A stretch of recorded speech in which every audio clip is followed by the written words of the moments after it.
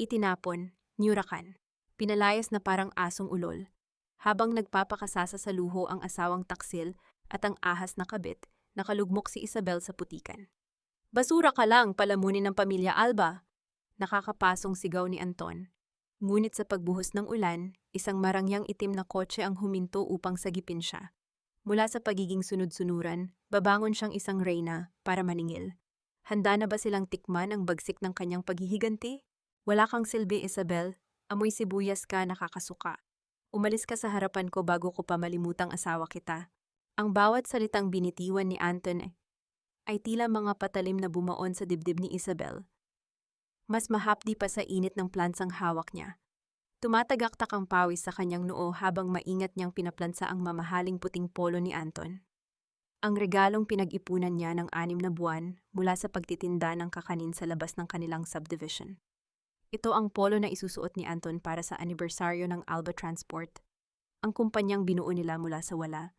Mula sa mga gabing tanging kape at pangarap lang ang pinagsasaluhan nila. Pero Anton, nakahanda na ang hapunan. Nagluto ako ng paborito mong adobo dahil anibersaryo natin. Anniversary? You mean the anniversary of my mistake of marrying a woman like you? Pagak na tumawa si Anton. Ang kanyang mga mata na dati ay puno ng pagsinta, ay puno na ngayon ng pagkadiri. Inagaw niya ang polo mula sa kamay ni Isabel at padaskol na itinapon ito sa sahig. Tingnan mo ang sarili mo, Isabel. Tuyo ang balat, magaspang ang kamay, at laging amoy kusina.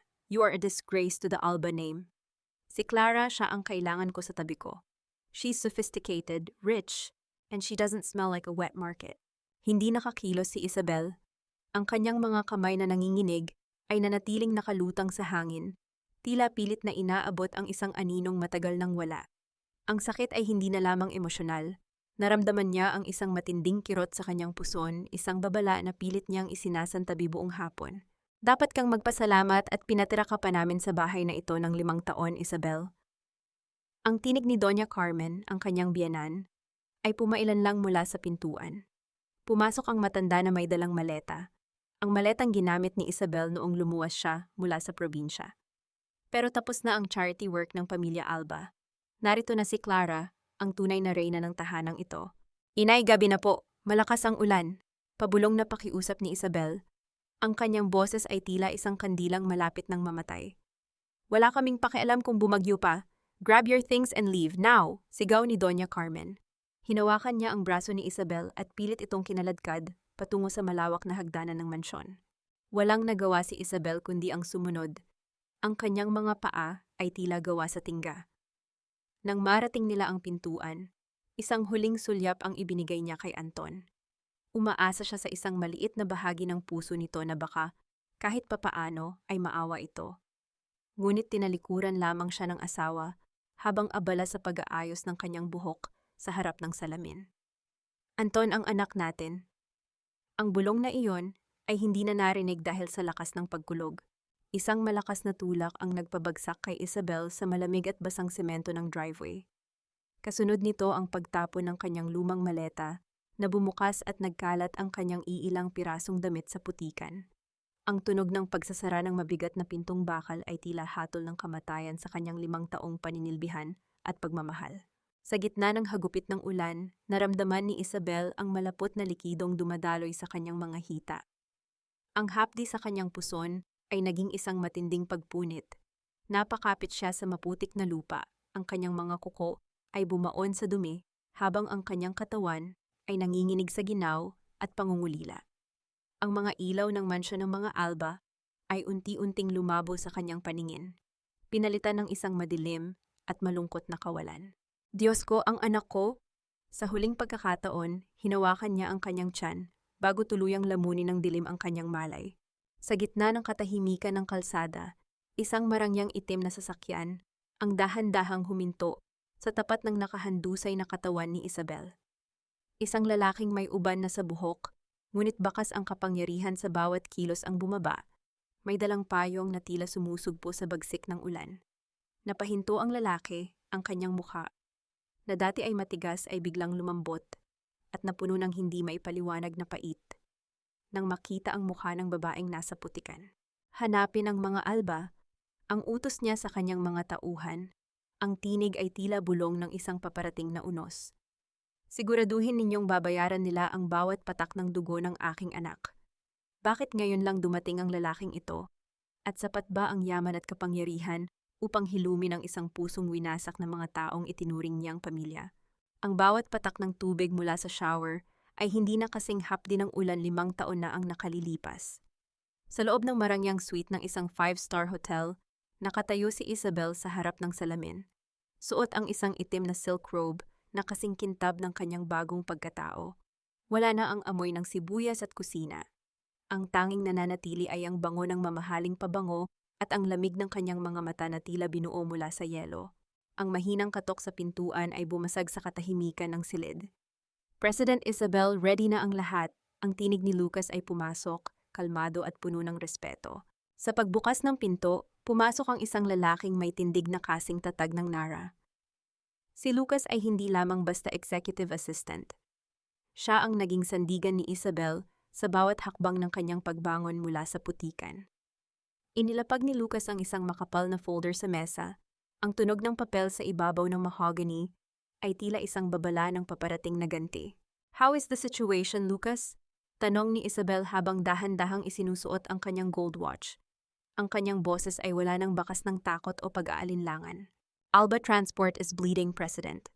Inubos ni Clara ang pondo sa mga luho at ang mga lumang bus nila ay sunod-sunod na nagkakaproblema. They are desperate. Ngayong araw ang deadline ng utang nila sa bangko at alam nilang ang Ramos Holdings lang ang tanging makakapagsalba sa kanila. Paliwanag ni Lucas habang tinitingnan ang mga graph na pababa ang direksyon. Isang mapait na ngiti ang sumilay sa mga labi ni Isabel. Desperate? Hindi pa nila alam ang kahulugan ng salitang iyon. Gusto kong maramdaman nila ang paghingi ng tawad sa bawat taong niyurakan nila. Naka-ready na ang schedule for the official meeting tomorrow. Dagdag ni Lucas. Lumapit siya ng bahagya, ang kanyang paningin ay lumambot habang tinitingnan ang bahagyang panginginig ng mga daliri ni Isabel nang mabanggit ang pangalang Alba. "Are you sure about this, Isabel?" "Hindi mo kailangang gawin ito ng personal. I can handle the acquisition." Umiling si Isabel. Hinarap niya si Lucas at sa isang saglit, ang matapang na presidente ay tila naging muli ang nasaktang babae sa ulan. Kailangang makita ng sarili kong mga mata kung paano nila nilulustay ang perang pinaghirapan ko noon. I want to see if they still have souls left. Lumakad si Isabel patungo sa isang antigong aparador at binuksan ang isang lihim na drawer. Mula rito inilabas niya ang isang lumang karton. Sa loob nito ay ang kupas na blusa at maong nasuot niya noong gabing pinalayas siya. Ang tela ay may bakas pa rin ng tuyong putik, isang paalala ng kanyang pinakamababang sandali. "Magpapanggap ka pa rin ba?" tanong ni Lucas, ang kanyang tono ay puno ng pag-aalala. "Hindi ito pagpapanggap, Lucas. Ito ang katotohanan na pilit nilang itinatago sa ilalim ng kanilang mga thal de carpet at sampanya. Gusto kong makita kung paano nila tratuhin ang isang basura ngayong sila na ang malapit ng itapon." Sagot ni Isabel habang hinahawakan ang magaspang na tela. Lumapit si Lucas at dahan-dahang ipinatong ang kanyang kamay sa balikat ni Isabel. Ang init ng kanyang palad ay tila isang mabisang gamot sa nanlalamig na puso ng babae. "Huwag mong hayaang lamunin ka ng galit, Isabel. Nandito lang ako. Hindi kita hahayaang madungisan muli ng mga taong iyon." Tumingin si Isabel sa mga mata ni Lucas. Sa loob ng 5 taon, ang lalaking ito ang nagturo sa kanya na hindi lahat ng paghawak ay may kasamang pananakit. Ngunit ang sugat sa kanyang sinapupunan ay hindi pa rin ganap na naghihilom. "Salamat, Lucas, pero kailangan kong tapusin ang sinimulan nila," sabi ni Isabel, bago tuluyang isuot ang lumang nonla at balutin ang sarili sa kanyang nakaraan. Habang lumalakad siya palabas ng hotel, ang bawat hakbang ni Isabel ay tila isang ritual ng pagbabagong anyo. Sa likod ng kanyang simpleng kasuotan ay ang kapangyarihang sapat upang gumuho ang isang imperyo. Ang banta ng ulan sa labas ay hindi na nakakatakot. Sa pagkakataong ito, siya na ang magdadala ng unos. Ang ingay ng bawat pag-ikot ng gulong ng lumang bus ay tila isang daing ng bakal na hapon na sa kalsada. Sa loob ng sasakyang may tatak na Alba Transport, nakaupo si Isabel sa isang selyang punit-punit na ang upholstery, kung saan ang bula ng foam ay lumalabas na parang isang sugat na hindi natahiin. Ang hangin sa loob ay malapot, pinaghalong amoy ng diesel, pawis ng mga pasahero, at alikabok na pumapasok mula sa mga bintanang hindi na maisara ng maayos. Huminga ng malalim si Isabel, ang kanyang nonla ay bahagyang nakatabing sa kanyang mukha. Masakit sa loob niya ang makita ang ganitong kalagayan. Ang bawat bus na ito ay simbolo ng mga gabi ng puyat nila ni Anton noon, mga pangarap na binuo nila sa ibabaw ng mga pautang at pagsisikap. Ngunit ngayon, ang kumpanyang dati ay dangal ng kalsada, ay tila isang gumagalaw na kabaong para sa mga mahihirap. Pamasahe! Yung mga bago, yung hindi pa nagbabayad. Ang sigaw ng konduktor ay umalingaw-ngaw sa loob ng bus, puno ng inis at kawalan ng pasensya. May nakasabit na maruming tuwalya sa kanyang leeg at ang kanyang mga mata ay matalas na nagmamasid sa bawat pasahero. Huminto ang konduktor sa tapat ng isang matandang babae na nakaupo sa tapat ni Isabel. Ang matanda ay may dalang isang malaking basket ng mga gulay. Ang kanyang mga kamay ay kulubot at nanginginig habang kinakalkal ang kanyang luma at kupas na pitaka. O lola, kulang to ng 5 piso. 50 ang singil hanggang dulo, bakit 45 lang to? Bulyaw ng konduktor. Ang tunog ng kanyang boses ay tila isang latay na tumama sa katahimikan ng bus. Pasensya ka na, anak. Yan na lang kasi ang natira sa benta ko sa palengke. Maaari bang pagbigyan mo na ako? Malayo pa ang lalakarin ko kung bababa ako rito. Pakiusap ng matanda. Ang kanyang boses ay nanginginig sa takot at hiya. Hindi pwede. Negosyo to, hindi charity. Kung walang pambayad, bumaba ka. Huwag mong idahilan ang katandaan mo para makalibre. Akmang hahablutin ng konduktor ang basket ng matanda upang pilitin itong pababain. Hindi na nakapagpigil si Isabel. Inilabas niya ang isang lukot na 20 pesos mula sa kanyang bulsa at iniabot ito sa konduktor. Ito ang kulang niya, isama mo na rin ang para sa akin. Tiningnan ng konduktor si Isabel mula ulo hanggang paa. Ang kanyang paningin ay puno ng pangungutya nang makita ang luma at sore na damit ng babae. Isa ka pa, akala mo naman kung sinong mayaman na makikialam. Pare-pareho lang kayong dugyot. Padaskol niyang kinuha ang pera at nagpatuloy sa paglalakad habang nagdadabog. Nabalik ang katahimikan maliban sa tunog ng makina ng bus, na tila hirap na hirap sa bawat pag-arangkada. Lumingon ang matanda kay Isabel. Ang kanyang mga mata ay nagniningning sa pasasalamat. Kumuha siya ng isang maliit na balot ng pandesal mula sa kanyang basket at iniabot ito kay Isabel. Salamat, iha. Napakabuti ng puso mo. Sa panahong ito, bihira na ang taong tumitingin sa kapwa na may pagkalinga, bulong ng matanda. Pinaghatian nila ang tinapay sa gitna ng init at alikabok.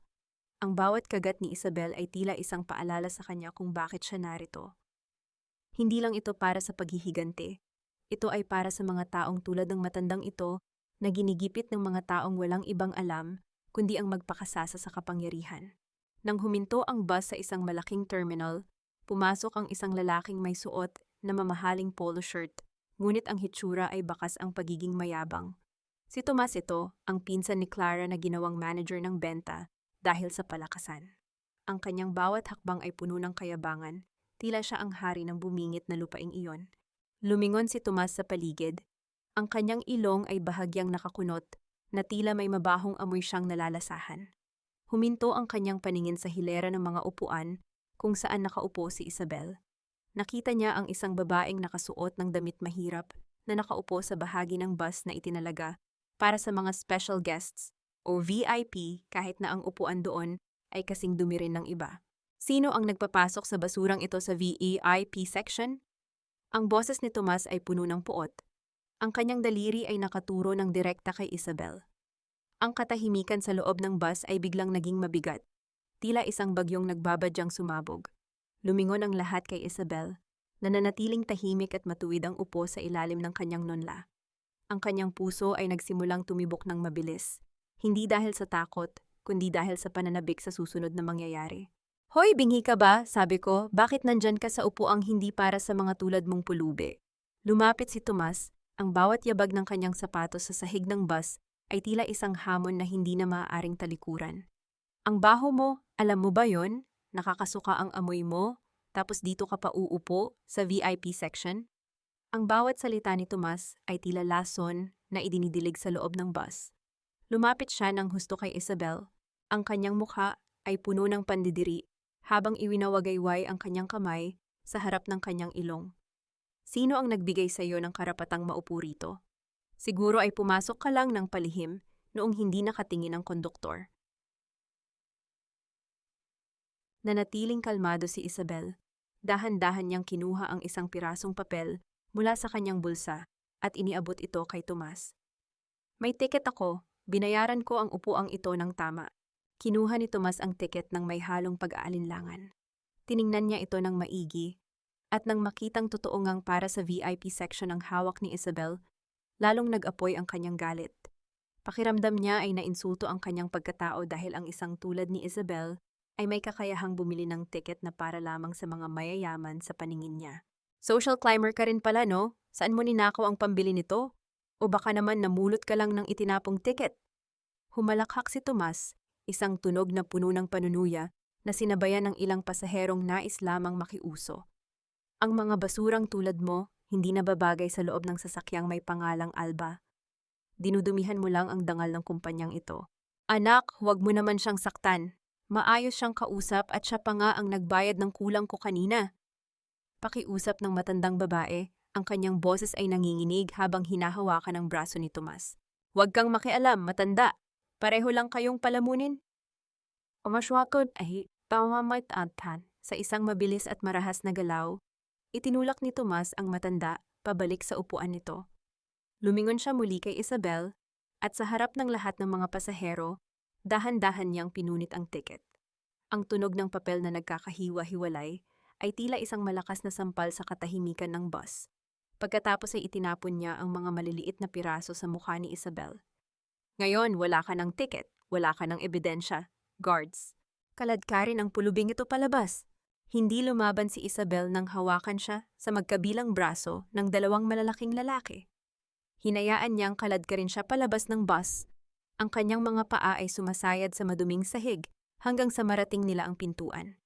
Isang malakas na tulak ang nagpabagsak sa kanya sa mainit at maalikabok na semento ng terminal.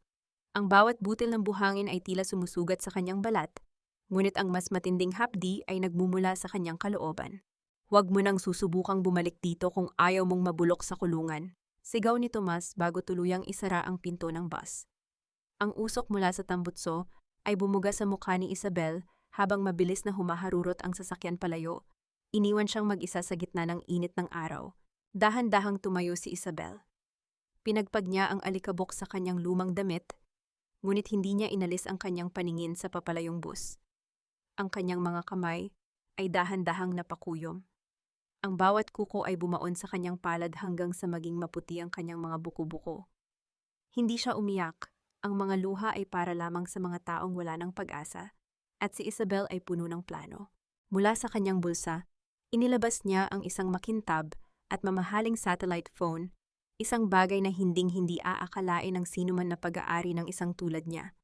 Ang liwanag ng screen ay tila isang hudyat ng pagbabago. Mabilis niyang pinindot ang isang numero. Lucas, niyang kanyang boses ay malamig, matigas at walang bahid ng emosyon. Handa na ang lahat. Simulan na natin ang pagbagsak ng kumpanyang ito. Siguraduhin mong wala silang matitirang kahit isang sentimo bukas ng umaga. Ibinaba ni Isabel ang telepono at tumingin sa malayo. Ang kanyang anino sa semento ay tila isang reynang naghihintay ng kanyang korona. Sa loob ng 5 taon, natutunan niyang ang pinakamasakit na ganti ay hindi nakukuha sa dahas, kundi sa pagbawi ng lahat ng bagay na akala ng kaaway ay sa kanila habang buhay. Ang ingay ng terminal at ang alikabok na nililipad ng hangin ay biglang napawi nang dumating ang 3 itim na SUV na kasingkintab ng salamin. Ang mga taong naroon ay napahinto sa kanilang paglalakad. Ang kanilang mga mata ay dilat sa pagkagulat habang pinapanood ang paghinto ng mga sasakyan sa tapat ng maduming bangketa kung saan nakatayo si Isabel.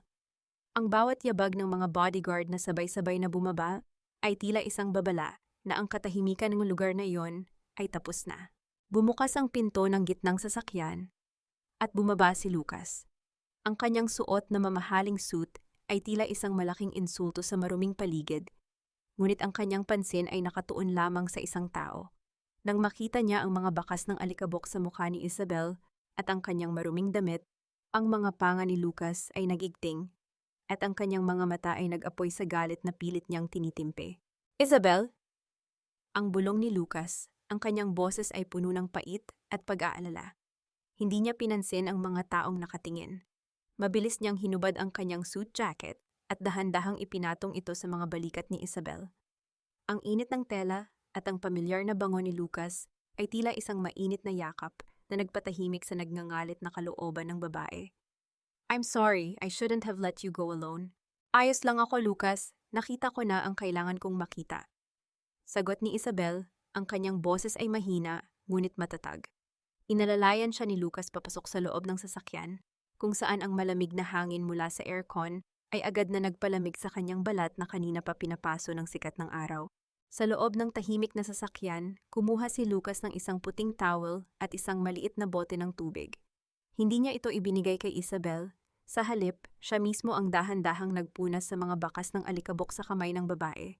Ang bawat galaw ni Lucas ay puno ng pag-iingat. Tila ba isang mamahaling porselana ang kanyang hawak na natatakot siyang mabasag. Nakita ni Lucas ang isang maliit na gasgas sa palad ni Isabel. Mula sa pagkakabagsak niya sa semento kanina. Huminto ang kanyang kamay at sa loob ng ilang sandali, ang titig ni Lucas ay nanatili sa sugat na iyon. Ang kanyang paghinga ay naging mabigat. They will pay for this, Isabel. Sisiguraduhin kong bawat sentimo ng sakit na naramdaman mo ngayon, ibabalik ko sa kanila ng may interes. Tumingin si Isabel kay Lucas, at sa gitna ng kanyang plano para sa paghihiganti, naramdaman niya ang isang pamilyar na pintig sa kanyang puso. Ang pagmamalasakit ng lalaking ito ay ang tanging bagay na hindi niya pinaghandaan. Lucas, let's change the plan. I don't want to invest in Alba anymore. I want to own them. I want to take everything until they have nothing left but their pride, which I will also crush. Tumango si Lucas, ang kanyang mukha ay naging seryoso at malamig, gaya ng isang profesional na mamamatay tao sa mundo ng negosyo. Consider it done, President. Our legal team is already redrafting the terms. From a rescue mission, this will now be a total hostile takeover. Ang utang nila sa bangko na binili natin, we will call it in tomorrow morning. Kinuha ni Isabel ang kanyang tablet at mabilis na nag-type ng isang email. Ang liwanag ng screen ay nagbigay ng kakaibang kislap sa kanyang mga mata. Send this to Anton Alba. Sabihin mo, ang representative ng Ramos Holdings ay darating sa opisina nila bukas para sa final decision. Isinandal ni Isabel ang kanyang ulo sa upuan at ipinikit ang kanyang mga mata. Naramdaman niya ang marahang pag-andar ng sasakyan. Ang bawat pag-ikot ng gulong ay naglalapit sa kanya sa huling yugto ng kanyang paniningil. Bukas, ang ulan na dinala nila 5 taon na ang nakalilipas ay muling bubuhos, ngunit sa pagkakataong ito, hindi siya ang mababasa. Matulog ka muna, Isabel, bulong ni Lucas habang dahan-dahang hinahawakan ang kamay ng babae. I'll handle everything. Tomorrow, the world will know who you really are. Habang bumibilis ang takbo ng sasakyan palayo sa maduming terminal, isang notification ang tumunog sa cellphone ni Isabel. Ang email ay matagumpay na naipadala. Sa isang malaking mansyon sa kabilang panig ng lungsod, ang buhay ng mga Alba ay malapit ng magbago habang buhay at wala silang kaalam-alam na ang kanilang kamatayan ay nagsimula na sa isang pirasong pinunit na tiket. Ang tunog ng pag-untog ng mga kristal na baso ay umalingaw-ngaw sa malawak na dining hall ng mansyon ng mga Alba. Sa ilalim ng naglalakihang chandelier na kumikinang na parang mga brilyante, nakaupo si Doña Carmen at Clara, suot ang kanilang mga mamahaling damit na tila ba may malaking selebrasyon. Ang amoy ng mamahaling alak at litson ay pumupuno sa silid, isang eksenang malayo sa amoy ng diesel at alikabok sa bensin na pag-aari rin nila. Isang toast para sa ating bagong simula, nakangiting sabi ni Doña Carmen habang itinaas ang kanyang baso. Ang kanyang mga daliri ay puno ng malalaking singsing na tila nagpapabigat sa kanyang kamay. Sabi ko na nga ba, Clara, ikaw ang swerte sa pamilyang ito. Hindi tulad ng basurang si Isabel na tanging malas lang ang dinala sa amin. Naku, Mommy Carmen, alam niyo naman na gagawin ko ang lahat para sa status ng pamilya Alba. Sagot ni Clara habang hinahaplos ang kanyang bagong kwintas. Palihim niyang itinago sa ilalim ng kanyang napkin ang isang resibo, isang bill para sa bagong designer bag na nagkakahalaga ng ₱250,000. Kinuha niya ang perang ito mula sa pondo na dapat sana ay pambili ng mga bagong gulong para sa kanilang mga bus. Para kay Clara, mas mahalaga ang hitsura kaysa sa kaligtasan ng mga pasahero. Pumasok si Anton sa silid, hawak ang kanyang tablet at may malawak na ngiti sa kanyang mga labi. Inay Clara, dumating na ang email. Bukas ng 9:00 ng umaga, darating ang representative ng Ramos Holdings sa ating opisina para pirmahan ang contract. Salamat sa Diyos, bulalas ni Doña Carmen. Siguraduhin mong nakalatag ang pinakamahal na red carpet, Anton. Gusto kong makita ng mga Ramos na kahit medyo nagkaproblema tayo, nananatili tayong nasa taas. At maghanda ka rin ng press release. Gusto kong malaman ng buong bansa na ang Alba Transport ay hindi matitibag. Of course, Inay, nagpa-order na ako ng pinakamahal na sampanya at nag-hire ng mga model para sa reception. Sagot ni Anton habang inaayos ang kanyang buhok sa harap ng malaking salamin sa pader. Kailangan nating ipakita na tayo ang pinakamagaling na partner para sa kanila. Ang Ramos Holdings ay kailangan din tayo dahil sa ating network. Ito ang gaslighting ni Anton sa kanyang sarili. Isang mekanismo upang hindi niya makita ang katotohanang ang kanyang kumpanya ay unti-unti nang nilalamon ng utang dahil sa kanilang maling pamamalakad. Naniniwala siya na ang Ramos Holdings ay darating bilang isang tagapagligtas dahil sa kanyang galing bilang isang CEO. Mommy, sigurado kayo na hindi tayo magkakaproblema sa mga utang sa bangko? Tanong ni Clara, kahit na alam niyang siya ang isa sa mga dahilan nito. Huwag kang mag-alala, Clara. Kapag pumasok na ang pera ng mga Ramos, mababayaran natin ang lahat ng butas. At sa wakas, makakalimutan na ng lahat ang tungkol sa babaeng iyon na dating nakatira rito. Panunuyan ni Doña Carmen bago lumagok ng alak.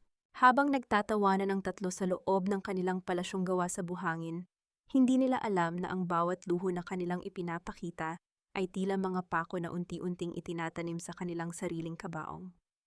Ang red carpet na kanilang inihahanda ay hindi para sa isang bisita, kundi para sa isang hukom na darating upang bawiin ang lahat.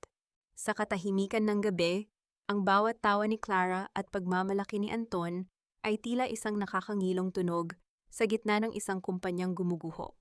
Ang bukas ay hindi darating bilang isang bagong simula, kundi bilang isang wakas na hindi nila kailanman naisip sa kanilang mga panaginip. Maliwanag ang sikat ng araw na tumatama sa mga dambuhalang salamin ng gusali ng Alba Transport. Ngunit sa loob ng lobby, ang hangin ay tila mas mabigat pa sa isang paparating na bagyo. Nakalatag ang isang mahaba at makapal na red carpet na nagmumula sa pintuan hanggang sa gitna ng silid. Isang marangyang pagtanggap na pinilit buuin sa gitna ng naghihingalong pondo ng kumpanya. Nakahanay ang mga empleyado. Ang kanilang mga ngiti ay tila mga maskarang pilit na isinuot. Bagaman ang ilan sa kanila ay ilang buwan na ring hindi nakakatanggap ng buong sahod. Sa dulo ng carpet, nakatayo si Anton, Doña Carmen, at Clara. Si Anton ay panakanakang hinihila ang kanyang suot na mamahaling suit, habang si Doña Carmen ay panay ang haplos sa kanyang mga perlas, na tila ba doon niya kumukuha ng lakas. Si Clara naman ay abala sa pag-aayos ng kanyang labi. Sa harap ng isang maliit na salamin, ang kanyang bawat kilos ay puno ng pag-asa na ang araw na ito ang magliligtas sa kanila mula sa kahihiyan. Siguraduhin niyo ang lahat, Anton. Ayaw kong magkaroon ng kahit maliit na aberya. Bulong ni Doña Carmen, ang kanyang boses ay tila isang utos na nanggagaling sa isang reyna. Don't worry, Mommy. Everything is perfect. This is the moment that will put Alba back on top. Sagot ni Anton. Bagaman ang kanyang mga mata ay hindi mapakali sa pagbabantay sa labas. Isang sunod-sunod na tunog ng marahas na pagpreno ng mga sasakyan ang bumasag sa katahimikan ng kalsada sa labas. Tatlong naglalakihang itim na SUV na may mga madidilim na bintana ang dahan-dahang huminto sa tapat ng gusali. Ang bawat sasakyan ay tila isang tangke ng kapangyarihan na humahamon sa paligid. Mabilis na bumaba ang mga lalaking nakasuot ng barong at may mga earpiece. Ang kanilang mga bawat kilos ay kontrolado at puno ng disiplina. Bumukas ang pinto ng gitnang sasakyan at unang lumabas si Lucas. Ang kanyang presensya ay tila isang malakas na hangin na biglang nagpatahimik sa lahat. Sa kanyang bawat hakbang sa ibabaw ng red carpet, ang awtoridad ay tila sumusunod sa kanya. Agad na sumilay ang isang malawak na nagniningning ng ngiti sa mukha ni Anton.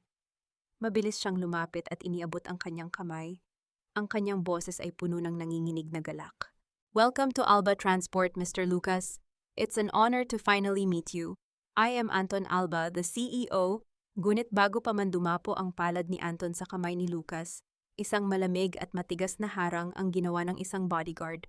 Napahiya si Anton ang kanyang kamay ay nanatiling nakabitin sa hangin habang ang kanyang mukha ay unti-unting namumula sa hiya sa harap ng kanyang mga empleyado. Tiningnan lamang siya ni Lucas ng diretso, ang kanyang mga mata ay walang kahit anong emosyon. Ipagpaumanhin niyo, Mr. Alba, ngunit hindi ako narito para makipagkamayan sa inyo. I understand. Business first, of course. Pilit na pagtawa ni Anton, kahit na ang pawis ay nagsisimula nang mamuo sa kanyang noo sa kabila ng lakas ng aircon. Tara na po sa boardroom, nakahanda na ang ating mga dokumento. Hindi niyo ako naintindihan, putol ni Lucas. Ang kanyang tinig ay malamig at malakas na umalingaw-ngaw sa buong lobby. Narito lamang ako bilang isang escort. Ang tunay na presidente ng Ramos Holdings ang kakausap sa inyo. Ang bawat tao sa lobby ay tila naging rebulto sa narinig. Si Doña Carmen ay napahawak sa braso ni Clara, habang si Anton ay tila nawalan ng boses. Sabay-sabay silang lumingon sa pinto ng SUV na nananatili pa ring sarado. Ang tensyon ay tila isang kwerdas na unti-unting hinihigpitan hanggang sa punto na maaari na itong maputol. Sa gitna ng nakabibinging katahimikan, dahan-dahang bumukas ang pinto ng sasakyan. Isang pares ng paa na suot ang itim na stilettos na gawa sa mamahaling katad ang unang tumapak sa red carpet. Ang bawat paggalaw ay puno ng grasya at bagsik. Ngunit nang bahagyang tumaas ang suot nitong gown, isang maliit ngunit malinaw na bakas ng pilat ang sumilay sa kanyang manipis na bukong-bukong. Ang pilat na iyon ay tila isang sumisigaw na alaala. Isang sugat na nakuha mula sa matalas na gilid ng isang pintong bakal na isinara sa gitna ng isang madilim at maulang gabi, 5 taon na ang nakalilipas. Ang tunog ng bawat hakbang ng sapatos sa sahig ay tila isang ritual ng paghatol, papalapit ng papalapit sa mga taong tila unti-unti nang nilalamon ng kanilang sariling kaba. Ang pinto ng sasakyan ay tuluyang bumukas at sa bawat pag-angat ng kanyang ulo, ang sikat ng araw ay tila naging alipin ng kanyang gilas. Suot ang isang navy blue power suit na may perpektong tahi, tumayo si Isabel sa gitna ng red carpet. Wala na ang nonla na nagtatago sa kanyang mukha. Ang tanging naroon ay ang isang mukhang hinubog ng sakit at pinatitibay ng kapangyarihan. Ang kanyang mga mata, na dati ay puno ng pagsamo, ay kasing talas na ngayon ng mga kristal na handang humiwa sa sinumang humarang. Ang katahimikan sa lobby ng Alba Transport ay naging nakabibingi. Ang baso ng sampanya na hawak ng isang model sa gilid ay dahan-dahang ngihiwalay sa kanyang mga daliri at bumagsak sa sahig. Ang tunog ng pagkabasag ng kristal ay ang tanging bumasag sa pagkabigla ng lahat. Ay Isabel? Ang boses ni Anton ay tila isang basag na plaka, gurgur at walang direksyon. Ang kanyang mukha ay nawalan ng kulay, naging kasing puti ng papel. Ngunit ang kanyang ugaling mapagmataas, ang gaslighting na naging bahagi na ng kanyang hininga, ay mabilis na bumalik. Anong ginagawa mo rito? Are you crazy? Paano ka nakasama sa mga Ramos? Guards, bakit may baliw na nakapasok sa loob ng gusali ko? Kalad ka rin niyo ang basurang ito palabas. Isang matigas na palad ang biglang humarang sa dibdib ni Anton bago pa man ito makalapit kay Isabel. Ang mga bodyguard ni Lucas ay tila naging pader na hindi matitibag. Mag-ingat ka sa pananalita mo sa harap ng aming presidente. Ang boses ni Lucas ay mababa, ngunit puno ng panganib.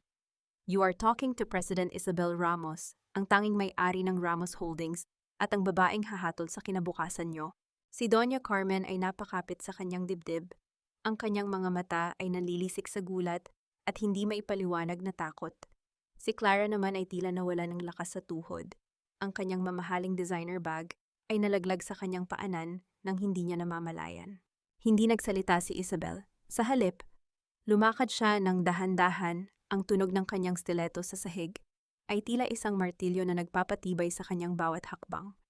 Nilagpasan niya si Anton, si Doña Carmen, at si Clara nang hindi man lang sila tinatapunan ng tingin. Tila ba sila ay mga aninong wala namang halaga.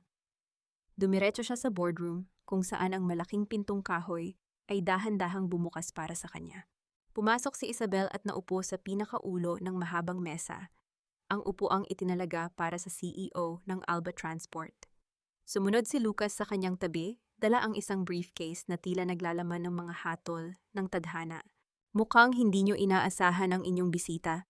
Ang unang pangungusap ni Isabel ay tila isang malamig na simoy ng hangin na nagpatahimik sa pumasok ng mga Alba. Ang kanyang mga labi ay bahagyang kumurba sa isang mapait na ngiti. Sayang ang red carpet. Sana ay hindi nyo na ginamitan ng perang pambili ng gulong ng mga bus nyo. Isabel, stop this joke! Hindi ako naniniwalang ikaw ang presidente. Sigaw ni Anton habang pilit na itinatago ang panginginig ng kanyang mga kamay sa ilalim ng mesa. Nagnanakaw ka ba ng identidad? I will call the police. Dahan-dahang binuksan ni Isabel ang isang maliit na tuizip na nasa ibabaw ng mesa. Mula rito, inilabas niya ang mga maliliit at gusot-gusot na piraso ng papel. Isa-isa niya itong inilatag sa ibabaw ng mahogany na mesa. Tila binubuo ang isang puzzle ng kawalang katarungan. Ito ang tiket na pinunit ni Tomas sa Benexi. Ito ba ang serbisyo ng Alba? Tanong ni Isabel, ang kanyang boses ay naging malakas at puno ng awtoridad. Ang punitin ang dangal ng mga pasaherong nagbabayad ng tama? Ang ituring na basura ang mga taong nagbibigay sa inyo ng kabuhayan? Napatingin si Anton sa mga piraso ng papel at doon niya napagtanto ang laki ng pagkakamaling nagawa ng kanyang mga tauhan. Ngunit ang mas matinding takot ay naramdaman niya nang makita ang sariling mga kuko na bumaon sa gilid ng kanyang upuan. Ang hapdi ng kanyang mga kuko na bahagyang naggagasgas sa balat ng upuan ay tila isang maliit na paalala ng kanyang papalapit na pagbagsak. Welcome to the end of your empire, Anton. Bulong ni Isabel, ang bawat salita ay tila isang dulo ng karayom na tumutusok sa puso ng lalaking minsan niyang minahal. Tinitigan ni Isabel ang bawat piraso ng pinunit na tiket sa ibabaw ng mesa. Ang mga ito ay tila mga labi ng isang dangal na pilit niyang binuo.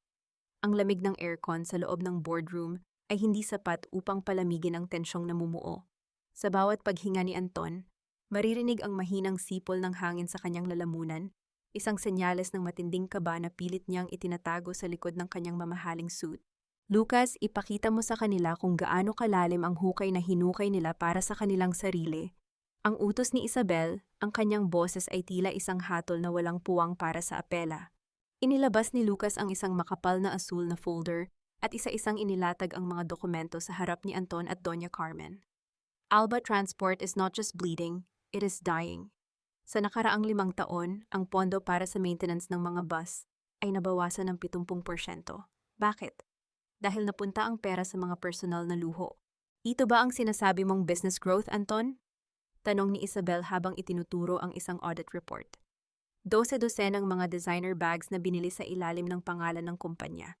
Mga resibo ng mamahaling alahas at mga out-of-the-country trips na wala namang kinalaman sa negosyo, habang ang mga pasahero nyo ay nakasakay sa mga bus na baka bukas makalawa ay mawala ng preno, si Clara ay abala sa pag-aari ng mga bagay na hindi naman niya pinaghirapan.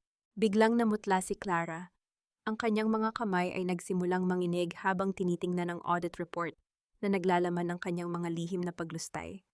Naramdaman niya ang matalim na tingin ni Anton sa kanyang tabi. Anton, hindi totoo yan. Sinabi mo sa akin na pwedeng gamitin ang pondo para sa image ng kumpanya. Sigaw ni Clara, ang kanyang boses ay naging matinis at puno ng desperasyon. Ikaw ang nag-approve ng lahat ng credit card bills ko. Tumahimik ka, Clara! Ang boses ni Anton ay tila isang kulog na bumasag sa kanyang sariling pagkatao. Sa gitna ng kahihiyan at galit, isang mabilis na paggalaw ng kanyang kamay ang nagdulot ng malakas na tunog ng sampal na tumama sa pisngi ni Clara. Ang lakas ng impact ay naging sanhi ng pagkalingon ng ulo ng babae at ang pagkakaroon ng pulang marka sa kanyang maputing balat. Napangisi si Isabel, ngunit walang tuwa sa kanyang mga mata. Ngayon ay nagkakagatan na kayo. Ganyan ba katibay ang pamilyang ipinalit niyo sa akin? Isabel, iha... Ang boses ni Doña Carmen ay biglang nagbago, naging malambot at tila puno ng pagsisisi. Alam kong may mga pagkakamali kami, pero huwag mong kalimutan ang utang na loob mo sa amin. Kami ang tumanggap sa iyo noong wala ka pang pangalan. Pinatira ka namin, pinakain. Pinatira? Ang pagputol ni Isabel ay tila isang kidlat na tumama sa matanda. Pinatira niyo ako para maging katulong na walang sweldo. Pinakain niyo ako ng mga tira-tirang pagkain habang pinaplansa ko ang mga damit niyo hanggang madaling araw. At noong gabing kailangan ko ng tulong, noong ang anak ko ay lumalaban para sa buhay niya sa loob ng sinapupunan ko, ano ang ginawa niyo? Tumayo si Isabel, ang kanyang mga mata ay nagsimulang magtubig, ngunit hindi niya hinayaang pumatak ang luha. Pinalayas niyo ako sa gitna ng bagyo, Isinara niyo ang pintong bakal na iyon habang nakasubsob ako sa putikan. Ang utang na loob na sinasabi mo, Doña Carmen, ay matagal nang nabayaran ng dugo ng anak ko. Naging kasing tahimik ng libingan ng buong boardroom. Si Doña Carmen ay napayuko, hindi makatingin sa mga matang puno ng pait. Ramos Holdings has bought 80% of your outstanding debts from the banks. Ang boses ni Lucas ay muling umalingaw-ngaw, bit-bit ang huling hatol. At dahil hindi nyo kayang bayaran ng interest na kailangan ngayong araw, we are initiating a total foreclosure. Ang gusaling ito, ang mga bus, pati na ang mansyon nyo, lahat ng iyon ay pag-aari na ng Ramos Holdings simula sa segundong ito. No, hindi pwede ito! Si Anton ay biglang kumaba sa kanyang upuan at lumuhod sa sahig, gumagapang patungo sa mga paa ni Isabel. Isabel, please, mahal mo pa ako, di ba? Ginawa ko lang yon dahil nalito ako.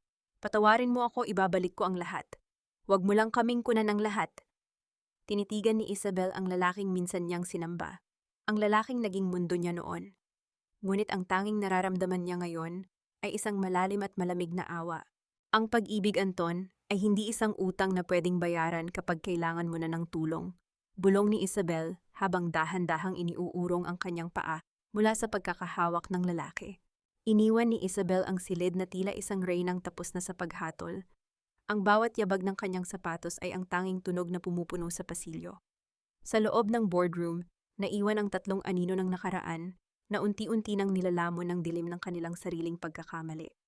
Ang katahimikan ay tila isang mabigat na kumot hanggang sa bumasag ang tunog ng isang marahas na paggalaw. Kasalanan mo itong lahat, ikaw na ahas ka. Ang sigaw ni Doña Carmen ay tila isang matalim na kuko na kumakalmot sa hangin. Sinunggaban niya ang buhok ni Clara, ang kanyang mga daliri na dati ay puno ng mamahaling singsing ay naging mga sandata ng pagkapuot. Kung hindi dahil sa mga luho mo, hindi sana tayo aabot sa ganito. Inubos mo ang pondo ng Alba para sa mga basura mong gamit. Bitawan niyo ako, matandang hukluban! Ang boses ni Clara ay naging matinis, wala na ang pilit na gilas at tamis. Marahas niyang tinulak ang matanda, na naging sanhi ng pagkakadulas nito sa makinis na sahig at ang pagtama ng likod sa paa ng mesa. Huwag niyo akong sisihin, ang anak niyo ang nagbigay sa akin ng lahat. Si Anton ang tanga na pinalitan ng isang hiyas ng isang tulad ko. Mabilis na tumayo si Clara, ang kanyang mga mata ay naghahanap ng anumang bagay na may halaga sa loob ng silid. Padaskol niyang kinuha ang kanyang designer bag at nagsimulang humakbang patungo sa pinto. Aalis na ako rito. Hindi ako mananatili sa isang lumulubog na barko. Magdusa kayo rito. Clara, bumalik ka rito! Ang sigaw ni Anton ay tila isang daing ng isang taong nalulunod. Ngunit hindi man lang siya nilingon ng babaeng minsan niyang ipinagpalit sa kanyang dangal. Naiwan si Anton na nakatulala sa sahig. Ang kanyang mga kamay ay nakakuyom hanggang sa bumaon ang kanyang mga kuko sa sariling palad. Ang bawat munting sugat na nalilikha nito ay hindi sapat upang takpan ang hapdi ng kanyang ego na nayurakan. Tumingin siya sa paligid ng opisina na binuo ni Isabel para sa kanya. Ang bawat gamit, ang bawat dekorasyon ay tila mga saksi sa kanyang pagtataksil. Sa labas ng gusali, pinanood ni Isabel ang pagdating ng mga tauhan mula sa korte na may dalang mga pulang sticker, ang tunog ng pagdidikit ng mga adhesive tape sa mga pintuan at bintana ng Alba Transport ay tila isang pangwakas na kabanata. Ang bawat sealed na marka ay isang pako sa kabaong ng ambisyon ng mga Alba.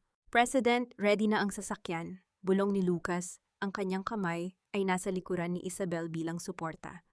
Wala na silang matatakbuhan, ang lahat ng accounts nila ay naka-freeze na rin. Salamat, Lucas, sagot ni Isabel habang nakatingin sa malayo. Nakita niya ang isang maliit na ibon na lumilipad palayo sa gusali, malaya mula sa anumang bigat.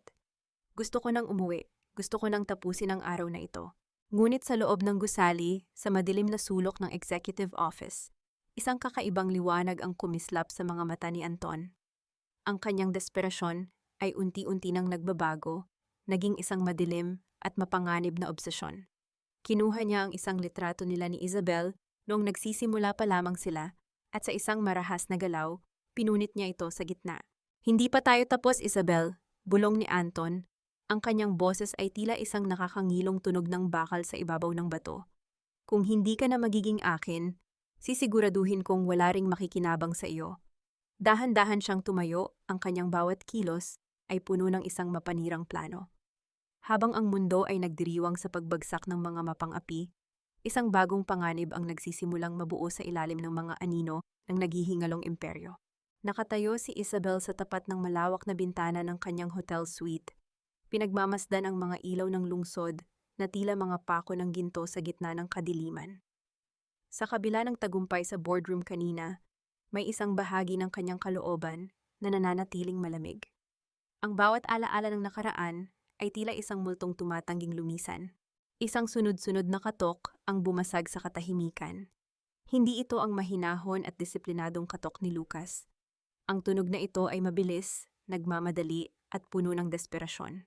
Nang buksan ni Isabel ang pinto, tumambad sa kanya ang hapo at tila baliw na hitsura ni Anton. Gusot ang kanyang suit, gulo ang buhok, at ang kanyang mga mata ay nanlilisik sa pagitan ng takot at pagnanasa. "Isabel, please! Kailangan nating mag-usap."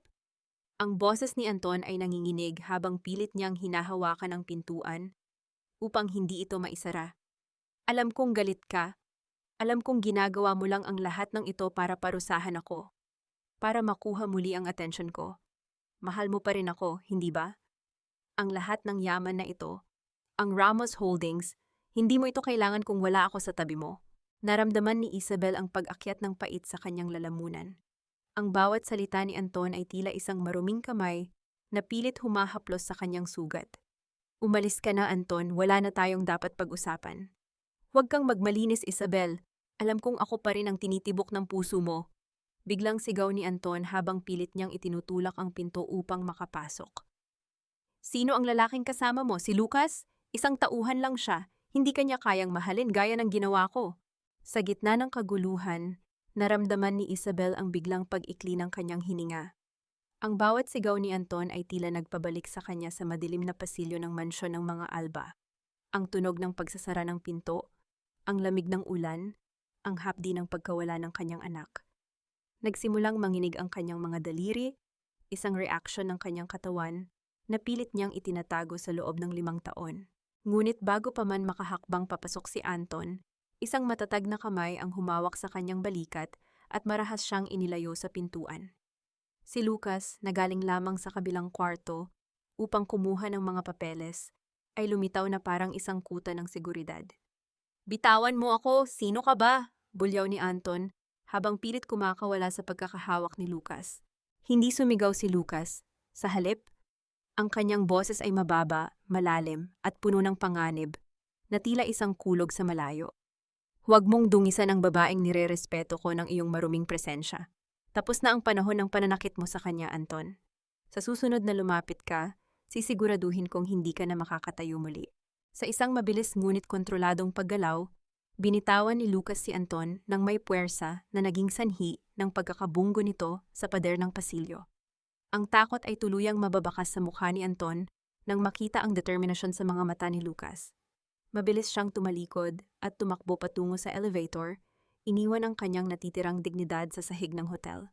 Dahan-dahang isinara ni Lucas ang pinto at humarap kay Isabel. Nakita niya ang panginginig ng mga kamay ng babae at ang bahagyang pamumutla nito. Hindi siya nagsalita ng kung ano-anong pangako. Sa halip, kinuha niya ang isang baso ng maligamgam na tubig at iniabot ito kay Isabel. Ang kanyang bawat kilos ay puno ng lambot. Tila ba natatakot siyang mabasag ang katahimikan. "Uminom ka muna, Isabel," bulong ni Lucas. "Wala na siya, hindi na niya kayang saktan ang isipan mo." Naupo si Isabel sa sofa, ramdam ang init ng baso sa kanyang palad. Lumapit si Lucas at dahan-dahang naupo sa sahig sa tapat niya, isang posisyon na nagpapakita ng kanyang katapatan at pagpapasakop. Hinubad ni Lucas ang kanyang sariling vest at ipinatong ito sa mga binti ni Isabel, isang simpleng kilos ng pag-aalaga na tila nagpatahimik sa mga multo ng nakaraan. "Salamat, Lucas," mahinang sabi ni Isabel. Ang kanyang boses ay unti-unti nang bumabalik sa dati nitong tatag. "Akala ko ay malakas na ako. Pero kapag naririnig ko ang boses niya, tila bumabalik ako sa putikan." "Hindi mo kailangang maging malakas sa lahat ng oras, Isabel," sagot ni Lucas habang tinitingnan siya ng diretso sa mga mata. "Narito ako para maging lakas mo kapag pagod ka na, at hinding-hindi kita hahayaang bumalik sa dilim." Isang saglit na katahimikan ang namayani sa pagitan nila. Isang sandaling puno ng mga hindi masabing damdamin. Ang paghawak ni Lucas sa kamay ni Isabel ay hindi mapang-angkin. Ito ay tila isang pangako ng proteksyon. Samantala, sa dilim ng basement parking ng kumpanya ng Alba, nakatayo si Anton sa tabi ng isang lumang bus. Ang kanyang mukha ay puno ng pait at pagkapuot. Ang amoy ng gasolina ay nagsimulang mamuo sa hangin habang dahan-dahan niyang binubuksan ang takip ng isang pulang can ng fuel. Ang bawat patak ng likidong bumubuhos sa semento ay tila isang hudyat ng isang huling, mapanirang desisyon. Kung hindi ka na akin, Isabel, bulong ni Anton habang kinukuskos ang isang piraso ng tuyong papel, susunugin ko ang lahat ng nagpapaalala sa atin.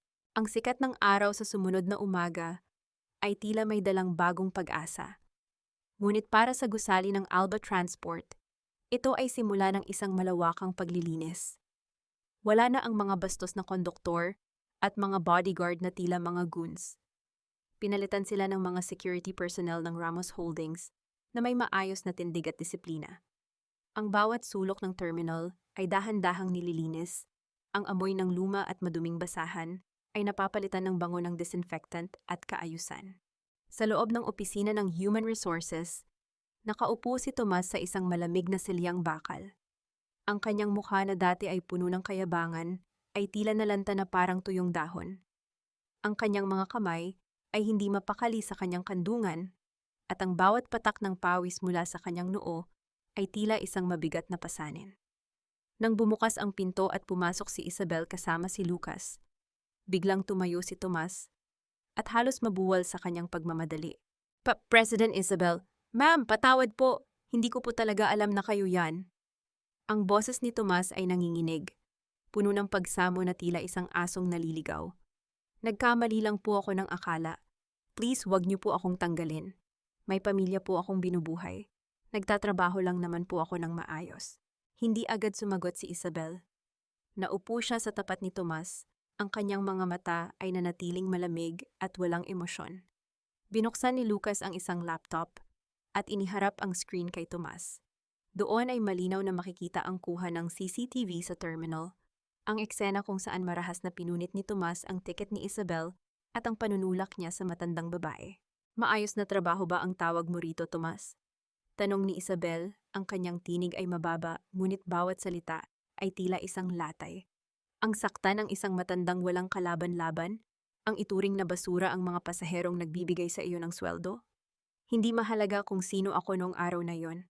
Ang mahalaga ay ang departamento ng puso mo na tila matagal nang nabulok. Ma'am, promise po, magbabago ako, gagawin ko ang lahat. Pakiusap pa ni Tomas, ang kanyang mga luha ay nagsisimulang dumaloy sa kanyang pisngi. Hindi lang trabaho mo ang kukunin ko sa iyo ngayon. Dagdag ni Isabel habang dahan-dahang tumatayo. Bilang bagong may-ari ng pinakamalaking transport network sa bansa, sisiguraduhin kong ang pangalan mo ay mapapasama sa blacklist ng bawat kumpanya. Wala nang tatanggap sa iyo, Tomas. Ang kapangyarihang ginamit mo para manliit ng kapwa, ang siya ring tatapos sa karera mo. Sa isang hudyat ni Lucas, 2 malalaking security guard ang pumasok at hinawakan si Tomas sa magkabilang braso. Tulad ng ginawa nila kay Isabel noon, kinaladkar nila ang lalaki palabas ng opisina. Ang tunog ng pagmamakaawa ni Tomas ay unti-unting humina habang inilalabas siya sa gusali at padaskol na itinapon ang kanyang mga gamit sa kalsada.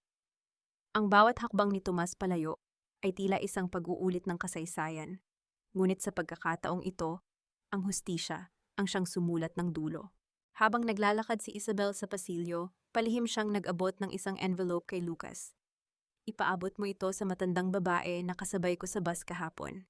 Sabihin mo ay galing ito sa isang kaibigang nagpapasalamat sa kanyang pandesal. Siguraduhin mong sapat iyon para hindi na niya kailangang magtinda sa ilalim ng init ng araw. Ngunit sa gitna ng katahimikan ng tagumpay, isang matinis at paulit-ulit na tunog ng alarm ang biglang pumailan lang sa buong gusali.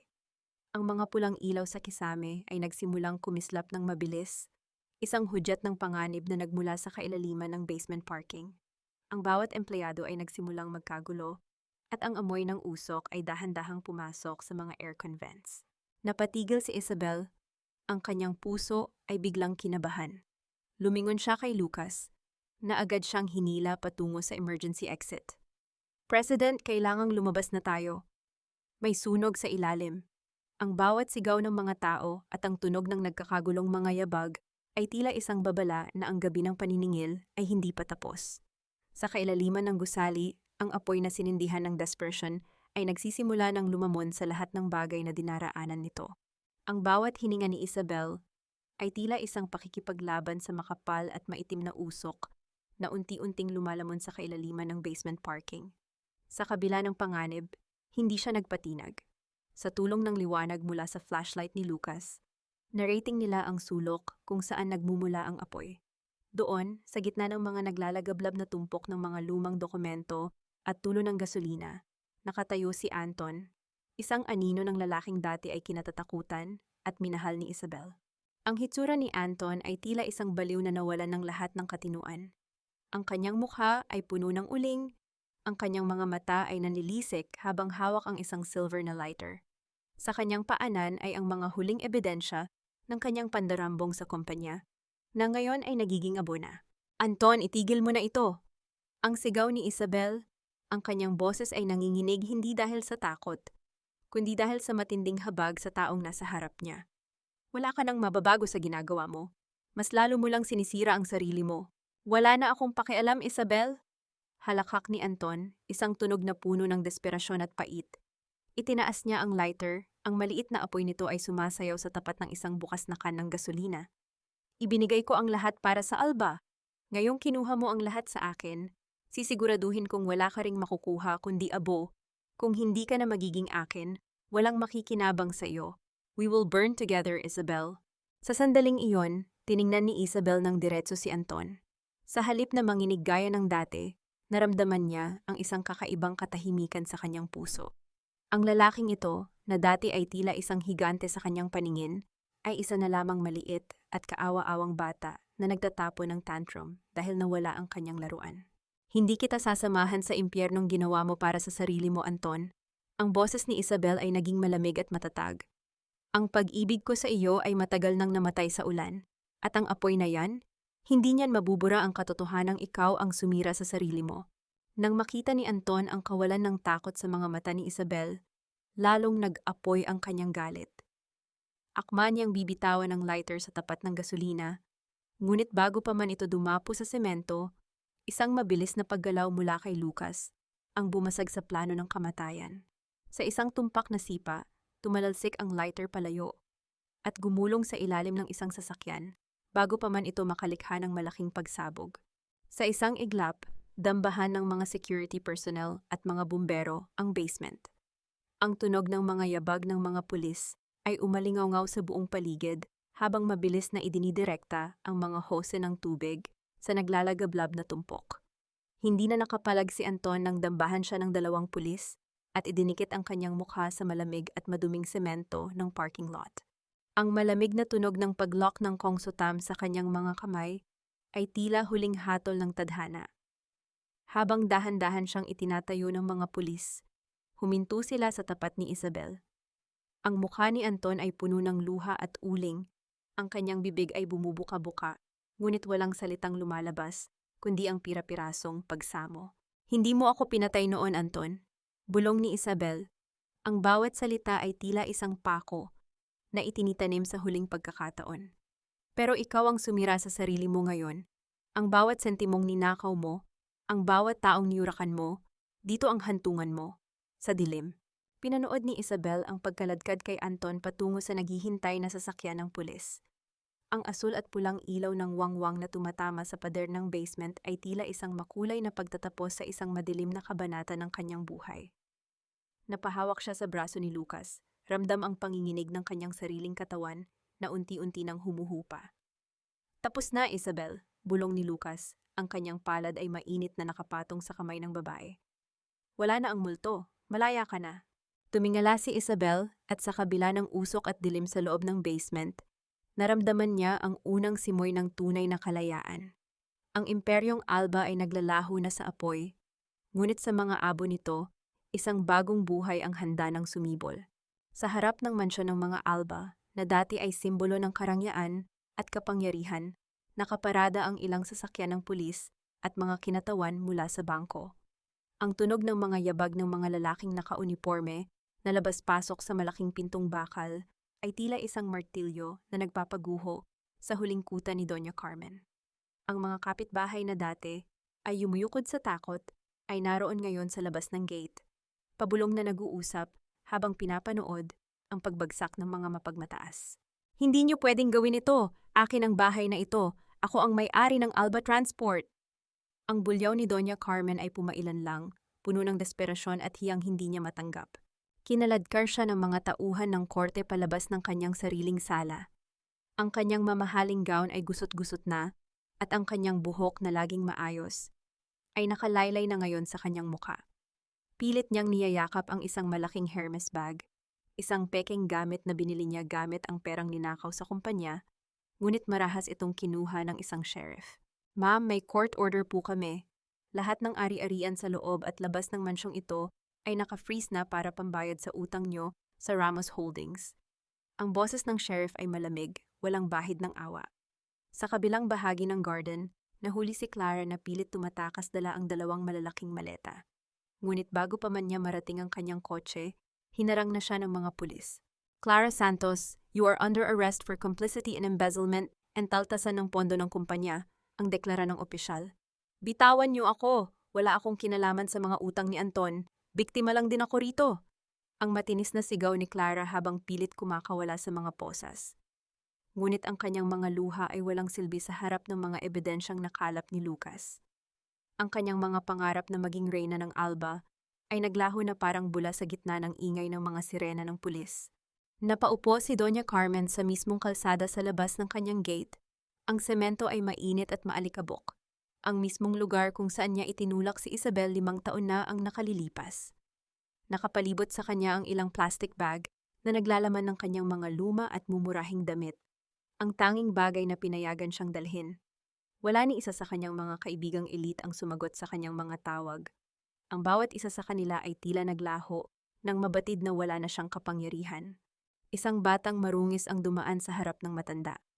Tiningnan ng bata ang naglulupaging si Carmen at dahil sa akalang isa itong pulubi, dahan-dahang lumapit ang bata at nagbagsak ng isang pisong barya sa loob ng nonla ni Carmen na nasa tabi nito. Ang tunog ng barya sa loob ng anahaw ay tila isang huling sampal ng tadhana. Napahagulgol si Carmen, ang kanyang mukha ay nakabaon sa kanyang mga palad habang naramdaman ang tunay na bigat ng karma. Mula sa itaas na palapag ng Ramos Holdings, nakatayo si Isabel sa tapat ng bintana habang humihigop ng mainit na tsaa.